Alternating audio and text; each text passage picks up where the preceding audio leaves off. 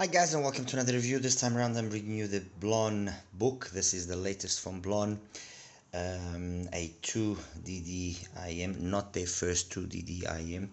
They had the Max a couple of years back, which I've got over there, but this is their latest attempt at a dual DD IM, and as I alluded to in the to come review video, this is definitely one of the better blondes that has come out from them directly as of late.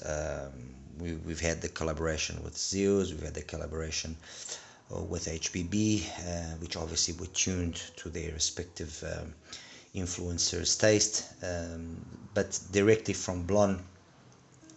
This is the only product that we have received from them, from Blon, as of late.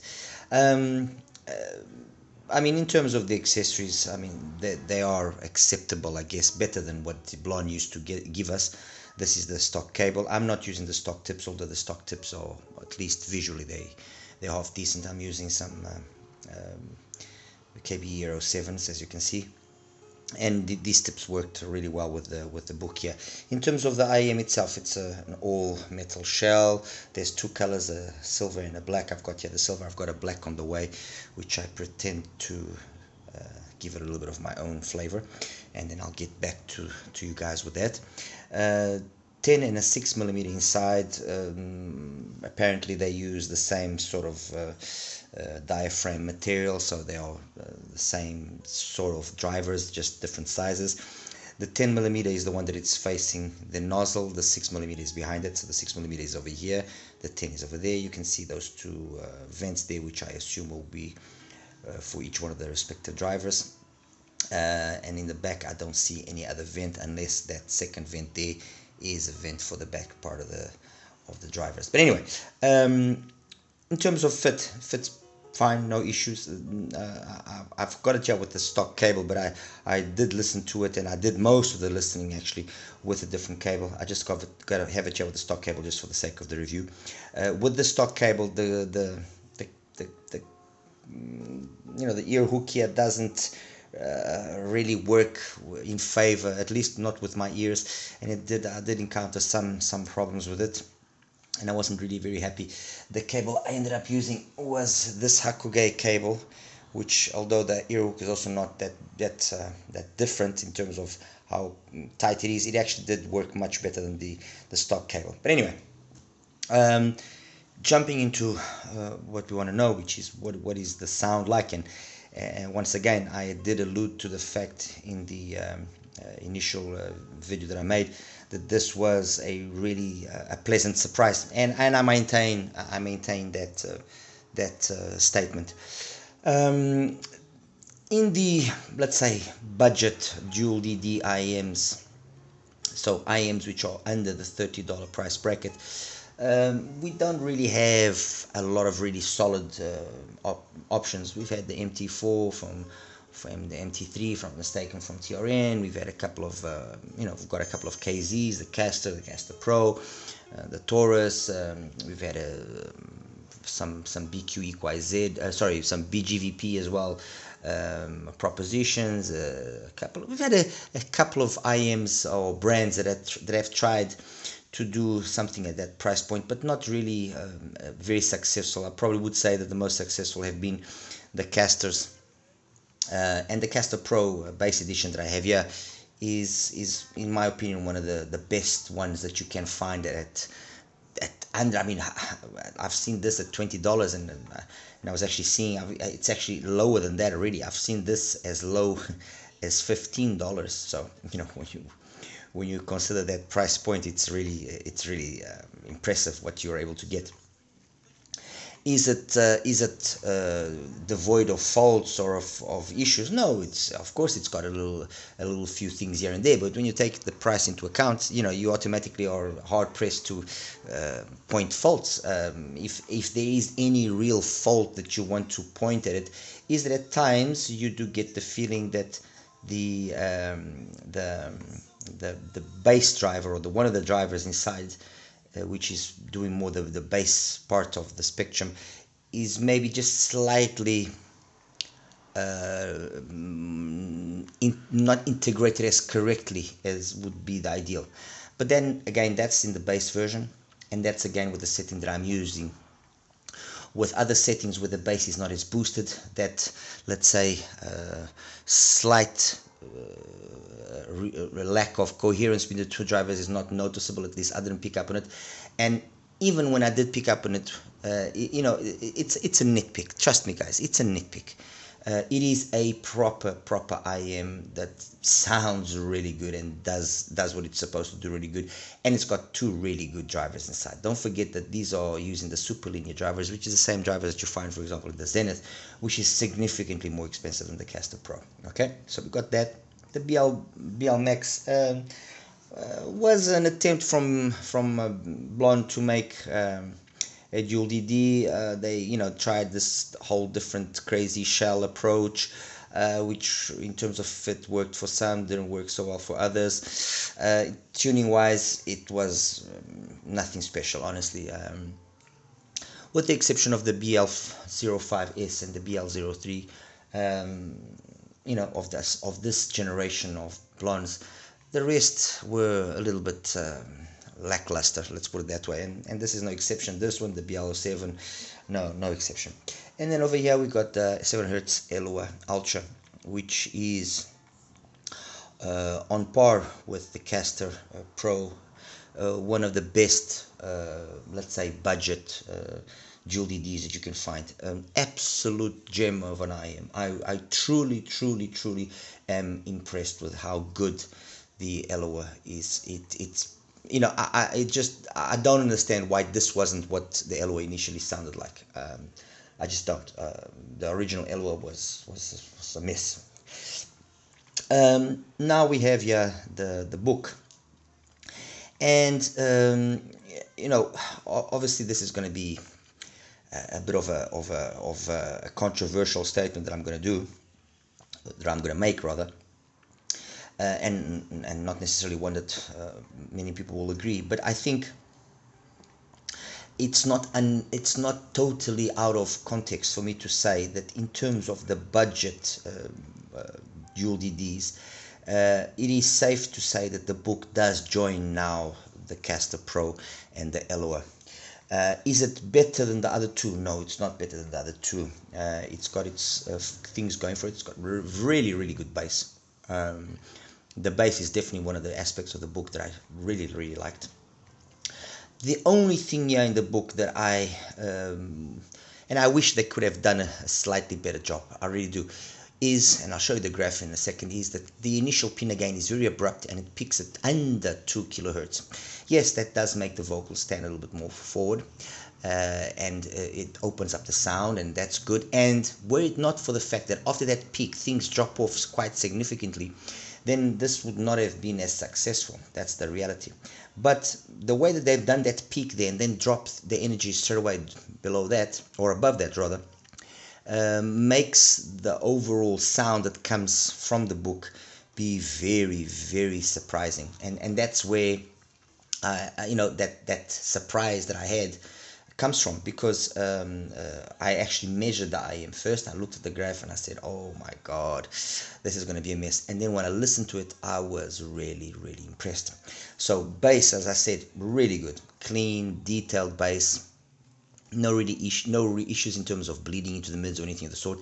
It's got those mids that I mentioned that are a little bit forward and that open up the vocals, especially the female vocals, a little bit early on. But because of that energy past that in terms of the upper mids and the treble, which has been subdued, it all works out and all kind of balances themselves all out to really sound nice. It sounds really good.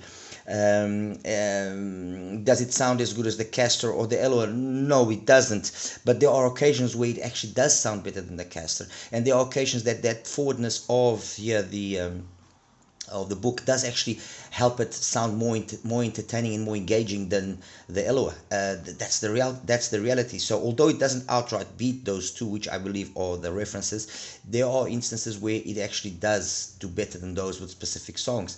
Let me see here, song just for the sake of argument. London, Paris, Cardiff, Dominic Miller. I actually preferred it here than I did on the Castor Pro. Let me see here, another one. It's On by George Duke. The Eloa Ultra is the best. The Castor and the Blon are second. I think the main issue here with that forwardness of the mids is not so much at lower volumes where you don't notice it, but it's in higher volumes when you start really cranking it. The way that the Blon scales is not as good as, for example, it is on the Castor or on the Eloa, and so you notice that section or that part of the spectrum coming out a little bit more, and then that's where some perhaps almost aggressiveness, I'm not going to say aggressive, it's a bit of a harsh word, but a little bit of intensity comes out in a not in a such favorable manner. You by Cecil Norby sounded phenomenal in all of the three. From Dusk to Dawn by George Duke, definitely the Eloa Ultra is the best, then the Castor, then the Blon. Swept Away by Carol Duboc.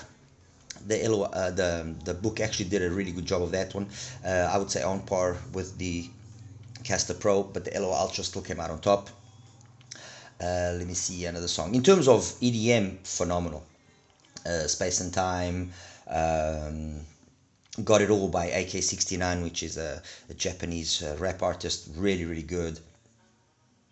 Let me see another one. Exploring the Mind, good. The Hollow Hour, by actually not the Hollow Hour, Deploy. My apologies, guys. Vibra by Matthew Midon. Really good, really good. It really lets the bass on the Blon really shine through, and it comes out in a really nice manner.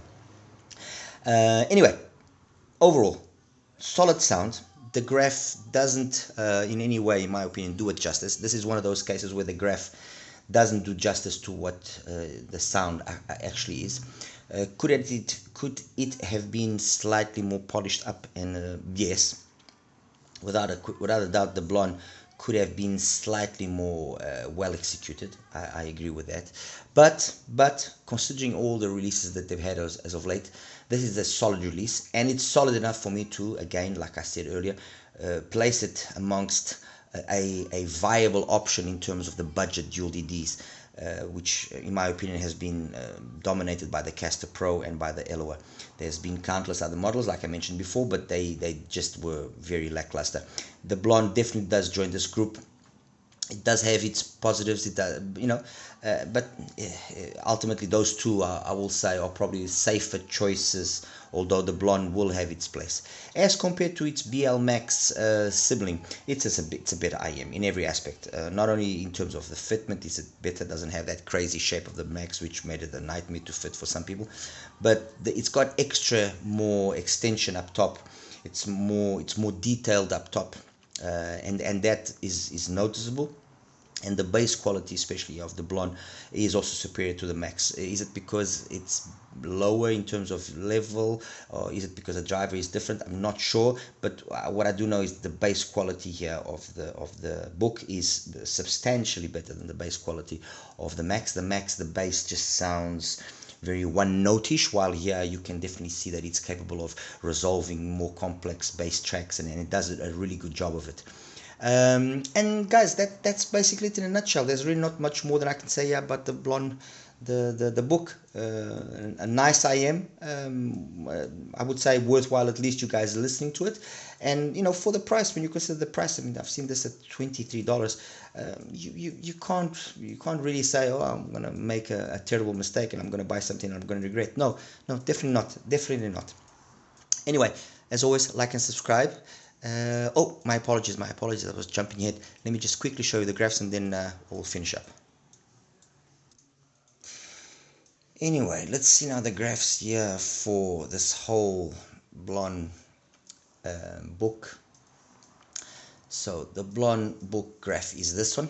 Okay, as you can see, the graph is not let's say, a pleasing graph to the eye. I apologize here for the peak not hitting there exactly on 8 kilohertz, but the KB07 tip sometimes a little bit difficult to get it in the proper position. As I mentioned, 1 kilohertz, or rather 100 hertz, it corresponds to 1.5 kilohertz, so definitely not ideal. But what ultimately helps the book get away with this mismatch, which I usually, like I said, prefer to be above 2 kilohertz, is the fact that although it peaks early at around 1.85 more or less, it then drops off substantially. And when it drops off, if you take again that 100 hertz point, you can then see that where it corresponds to, so 2.5, and what energy is above that is matching better the amount of energy that you have in base from behind. So it kind of helps cancel, balance, make things just come out sounding, satisfying and pleasant. Nice amount of extension past 10K. So decent soundstage, decent imaging, detailed retrieval is pretty good as well. I'm not going to deny it's pretty good. I would say that, like I mentioned earlier, the biggest issue here with the Blon is when you start pushing it, it just loses its composure a little bit. It doesn't remain as composed as definitely as the Caster Pro or as the Eloa. Definitely not. Look, I'm not sure if that's down to the way that the tuning was done or the actual drivers, but it's noticeable. But trust me, you get it to play plenty loud because it's an easy IM to drive. It's not a difficult IM to drive. I would have liked, honestly, that they would have just done this whole part here just a little bit more polished up. I think they could have done a better job. But I'm guessing because it's a metal shell, and the way that things had to be done internally, the 3D, this is not 3D printed, but the way that this is probably machined at best or cast, I'm not sure. But anyway, that implies then certain other things to be done in terms of the shell for this whole part here to also be tuned in a different manner. So yeah, I will, like I said, be getting another, I actually have it on the way, another book, which I'm going to attempt to retune and see if I can make it a little bit better, and if I do get some interesting results, I'll definitely share with you guys. Anyway, so this is the book. This now is the Blon Max. As you can see, more bass, which doesn't really help it out. Similar in the way that it also has these peaks, just less extension up top, and overall a more bland sounding IM. It just the book sounds entertaining, sounds good, and it's decent enough, like I said, for me to consider it a viable option at for a budget dual DD. The Blon definitely not. Compared to the Caster. Okay, yes, we have this crazy amount of bass on the Caster. We know the Caster bass is tuned in this manner, and I've also got it with that specific switches in the positions for it to be like that. But if there's any maybe overemphasis on the bass on the part of the Caster Pro, it compensates that with some very well done mids, upper mids, and treble. That's the truth. And then finally, the Blon compared here with the Eloa Ultra. The Eloa is just a more polished product, in every aspect. It's not so much in the bass that you see the big differences, although it's got a little bit more extension below, in the real sub bass area, it does have a little bit more extension. It's just the way that the mids, upper mids, and treble are done, and the amount of extensions you have past 10K, which is superior in the Eloa Ultra. I would say, like I mentioned as well, the Eloa Ultra, only once or twice that I find it to be a little bit lacking in terms of this mid to upper mid section here. Lacking in the sense that when you're going from the Blon to the Eloa Ultra, you pick up on it. Also, another issue that another little detail that I did pick up on the Eloa Ultra is that sometimes you find that the sound coming from the Ultra is a little bit again mismatched between the bass and the mids. It's not like it's just one single driver, but you can pick up these two drivers doing the work there, much like is the case of the Caster. The Caster Pro, on certain occasions you can notice that there's one driver doing this part of the spectrum, and then there's another driver doing that part of the spectrum. And that's it, guys. Overall, Blon, give it a listen, see if you like it. you know, you never know, you might be surprised. Don't be deterred by the graph being a little bit on the crazy side. It definitely does sound a hell of a lot better than what it looks like in terms of its graph. And that's that. Okay, guys, as always, like and subscribe. Take care now. Bye bye.